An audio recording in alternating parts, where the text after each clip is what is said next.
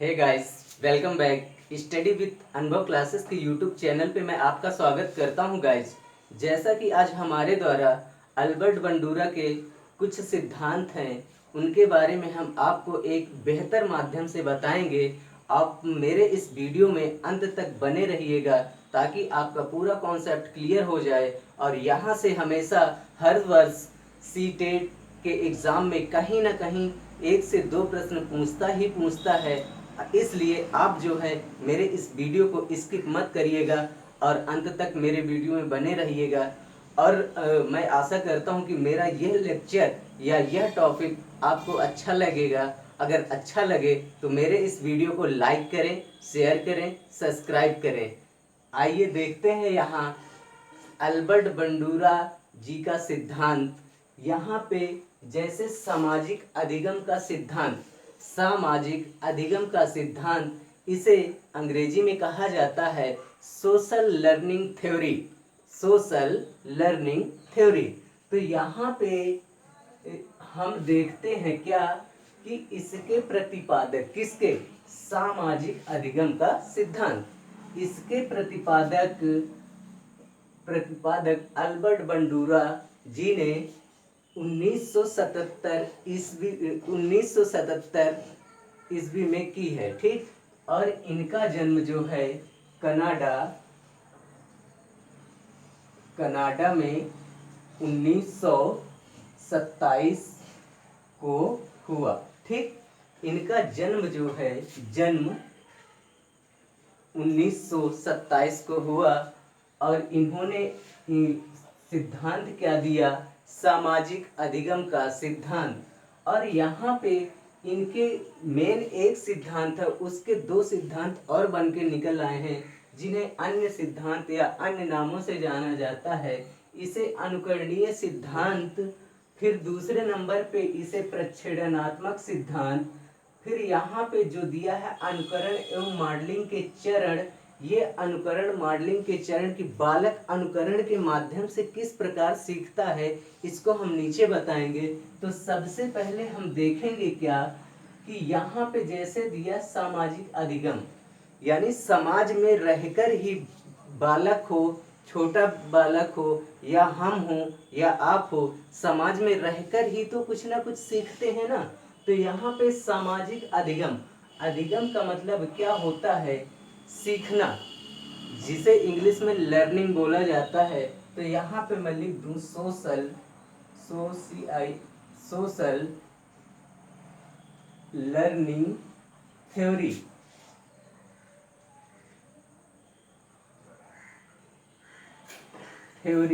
ठीक। यहाँ पे सोशल लर्निंग थ्योरी है।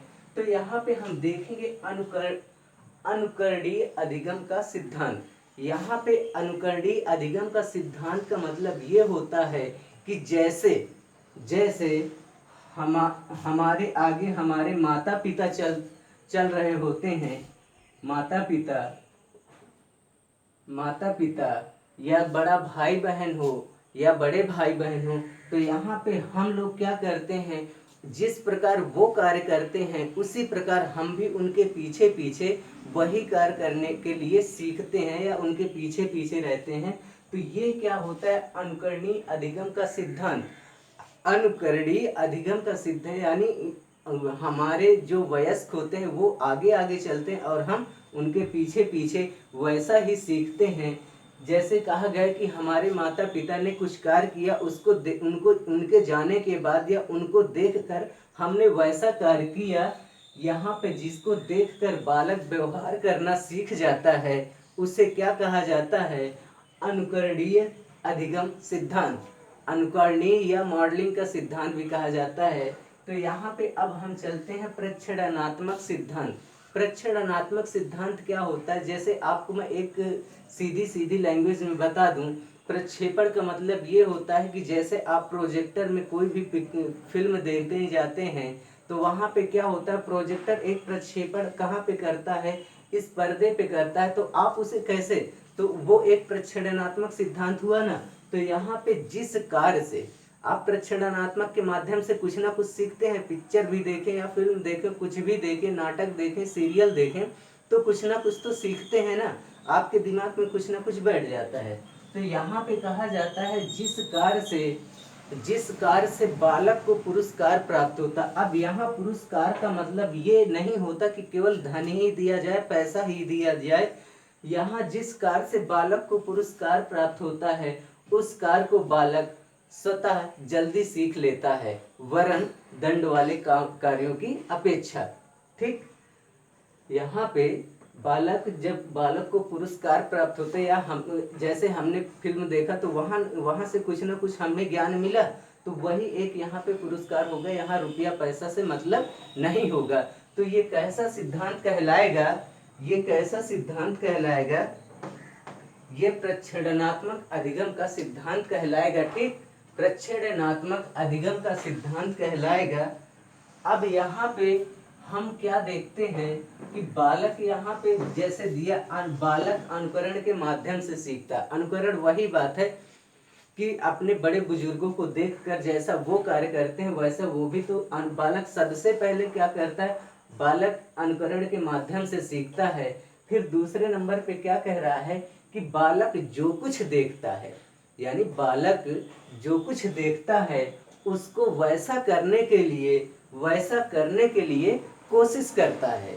ठीक, जिसको जैसा देखता है वैसा करने की कोशिश करता है। जैसे यहाँ पे एक प्रयोग किया गया है, प्रयोग में क्या है किया, एक वीडियो उसमें मानव तथा गुड़िया को रखा गया है।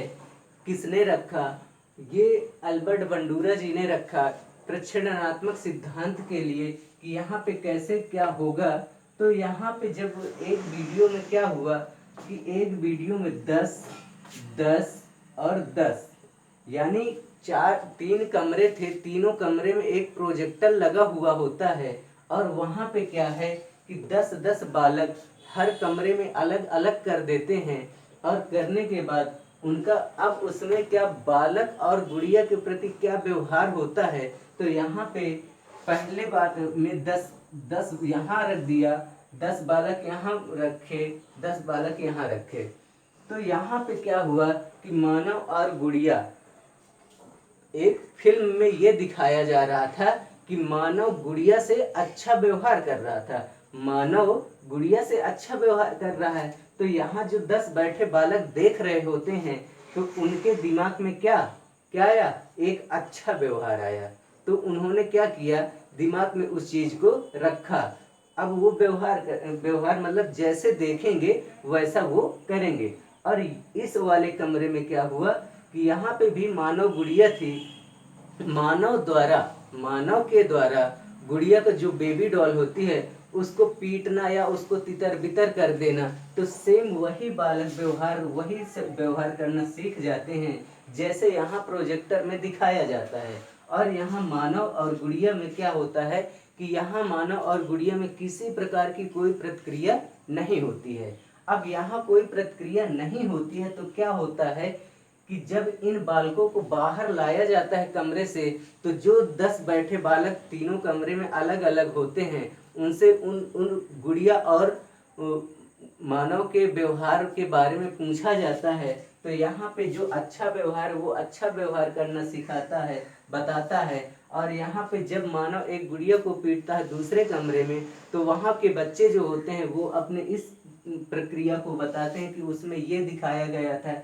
और यहाँ पे केवल मानव गुड़िया को शांत रखा गया या वहाँ पे कोई प्रतिक्रिया नहीं हो रही थी।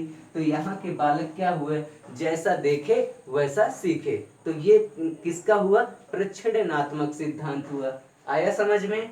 I hope you guys understand. मैं आशा करता हूँ कि इतना आपको समझ में आ गया होगा। अब चलते हैं हम यहाँ पे ये अनुकरणीय और मॉडल के सिद्धांत पे। अनुकरणीय मॉडल के चरण जो होते हैं, इसके 4 चरण होते हैं, 4 चरण होते हैं। अब चारों चरण मैं आपको यहाँ से दिखाता हूँ। चारों चरण, जैसे पहला चरण आपका अवधान हो गया, दूसरा चरण हो गया धारण हो गया, और तीसरा चरण पुनः उत्पाद हो गया, चौथा हो गया अभिप्रेरणा। ठीक, अभिप्रेरणा हो गया। अब यहाँ पे अवधान जैसे मैं यहाँ पे लिख दिया हूँ, ध्यान देना। अगर यहाँ मनोवैज्ञानिक भाषा में पूछता है अवधान, तो हम हम हों या आप हों या जिसको नहीं पता है इसका अर्थ, तो वो क्या करेगा, अवधान का मतलब क्या, व्यवधान, इसका जस्ट अपोजिट करता है, जबकि ऐसा नहीं होता है, ये मनोवैज्ञानिक भाषा है। तो यहाँ पे अवधान का मतलब ध्यान, आओ, आओ और ध्यान दो, यही हुआ ना, आओ और ध्यान दो। तो इसका मतलब अवधान का मतलब व्यवधान नहीं होता है, तो ध्यान देना हुआ अवधान। ठीक, फिर इसके बाद यहाँ पे कह रहा है धारण। धारण करना एक सिंपल है, आप सभी लोगों को पता है। धारण करने का मतलब ये नहीं होता कि हम वस्त्र धारण कर ले, यानी जिस चीज को हम देखें उसको दिमाग में क्या करें, बिठा लें, तो ये होता है धारण। ठीक, ये हुआ दिमाग में बिठा लें। फिर यहाँ पे पुनः उत्पाद क्या होता है कि जैसे हमारे माता पिता क्या कर रहे होते, कुछ भी कर रहे होते हैं और हम उसे देखते हैं, और उनके जाने के बाद, तुरंत जाने के बाद हम माता पिता के द्वारा किए गए कार्य को स्वयं करते हैं, तो वो क्या कहलाता है, पुनः उत्पाद कहलाता है। ठीक, आया समझ में। और अभिप्रेरणा, लास्ट पॉइंट इसका इंपॉर्टेंट, लास्ट पॉइंट। तो यहाँ पे लास्ट पॉइंट में क्या कह रहा है कि अभिप्रेरणा, हमको किसी के द्वारा मोटिवेशन दिया जाने वाला ही अभिप्रेरणा कहलाता है। जैसे हमने कहा कि भैया आप पढ़िए, तो हमें क्या लगा या आपको क्या लगा कि नहीं, हमको उस भैया ने बताया था या उस सर ने बताया था कि इसको पढ़ेंगे तो हम आगे बढ़ेंगे। तो आया समझ में, क्या, अभिप्रेरणा यानी प्रेरित करना किसी कार्य के लिए या किसी कार्य को करने के लिए प्रेरित करना ही क्या कहलाता है, अब प्रेरणा कहलाता है। तो आई होप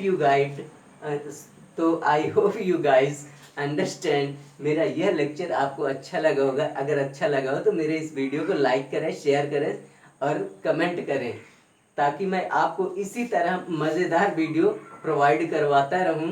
और यहाँ पे ये सामाजिक अधिगम का सिद्धांत, यहाँ पे मैं एक अगले वीडियो में आपको बता दूंगा कि यहाँ पे सीटेट में 4 ऐसे मनोवैज्ञानिक है, 4 या 5 ऐसे मनोवैज्ञानिक हैं, जहाँ ये सीटेट का पैटर्न जो होता है वहाँ 50% वो 5 मनोवैज्ञानिक ही कवर करते हैं। जैसे मैं यहाँ पे कुछ लिख दे रहा हूँ आपको। पहला तो आपका हो गया लेव वाइगोस्की, ठीक, लेव वाइगोस्की, ठीक। फिर दूसरे नंबर पे आ गया आपका जीन पियाजे, ठीक। अल्बर्ट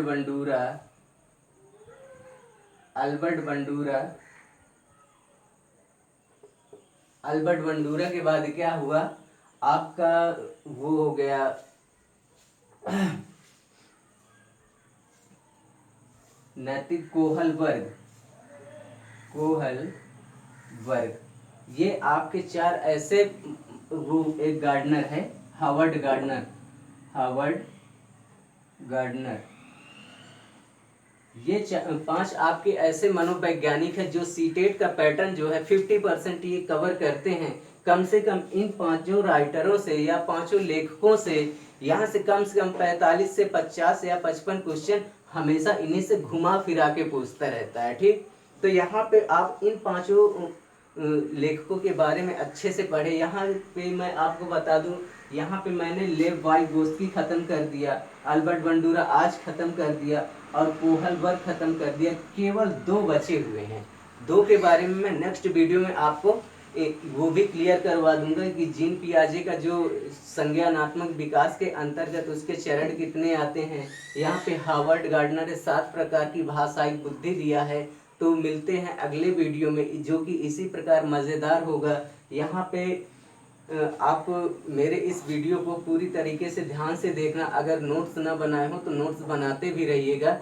तो I hope you guys understand. मैं आशा करता हूँ कि ये मेरा लेक्चर अच्छा लगा हो। अगर अच्छा लगा तो मेरे वीडियो को लाइक करें, शेयर करें, सब्सक्राइब करें और हमारे अन्य वीडियो पाने के लिए हमारे डिस्क्रिप्शन बॉक्स में लिंक दी गई हुई है, आप वहाँ पे जाके हमारे सारे वीडियो को देख सकते हैं। तब तक के लिए आप मेरे इस वीडियो को एंजॉय करें। Have a nice day. मिलते हैं नेक्स्ट वीडियो में।